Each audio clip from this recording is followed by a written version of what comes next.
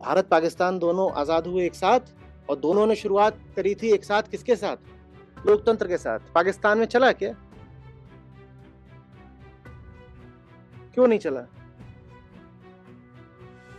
क्योंकि लोग ऐसे नहीं थे जो समझ पाए कि अपने विवेक से ही जीवन को आगे बढ़ाना। लोकतंत्र का मतलब होता है, सबसे बड़ी बात है तुम्हारा विवेक, तुम चुनोगे अपने विवेक से।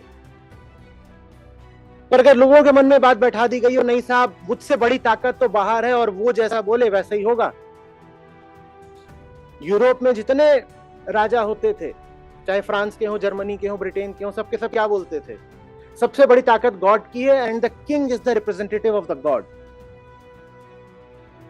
तो आम आदमी विद्रोह फिर कर ही नहीं सकता, क्योंकि सबसे बड़ी ताकत आपके भीतर नहीं है। सबसे बड़ी ताकत वहां आसमान में बैठी है, और वो जो आसमान में बैठा है उसने किसी को यहां गद्दी पे बैठाया है।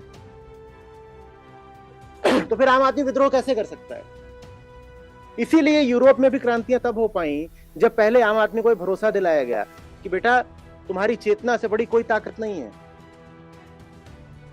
उस गद्दी पर वो बैठेगा जिसको तुम्हारी चेतना स्वीकार करेगी। अभी तक तो ऐसा नहीं है, गद्दी पे जो बैठा है उसको तो गॉड ने स्वीकार करा है, गॉड से उतरा है वो सीधे। इसीलिए जो गद्दी पे बैठे होते हैं उनके लिए बहुत सुविधा रहती है, वो अपना संबंध सीधे गॉड से जोड़ देते हैं।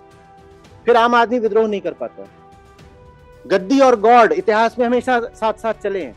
गद्दी वाले के लिए गॉड बहुत जरूरी हो जाता है। दुनिया में आपको जो भी समस्याएं दिखाई दे रही हैं ना, वो इंसान से आती हैं।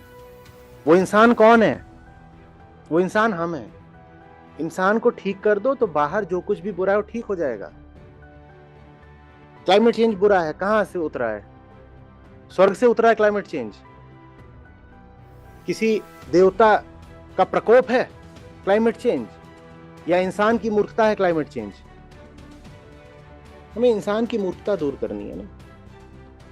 इंसान की मूर्खता दूर नहीं करोगे तो कितनी भी नारेबाजी कर लो, बाहर की समस्या एक रूप बदलकर दूसरे रूप में आ जाएगी।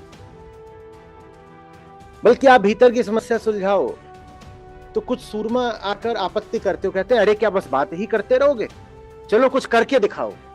क्या करके दिखाओ? उनको लगता है कि समस्या बाहर है, तो चलो बाहर चलो, बाहर समाधान करेंगे। रैली निकालो, मार्च करो, तोड़फोड़ करो, आंदोलन करो, क्योंकि समस्या तो उनके देखे कहां है? बाहर है। तो अगर मनुष्य अपने भीतर की समस्या को समझने का प्रयास करे तो उनको लगता है कुछ करा थोड़ी जा रहा है, कुर्सी तोड़ी जा रही है बस।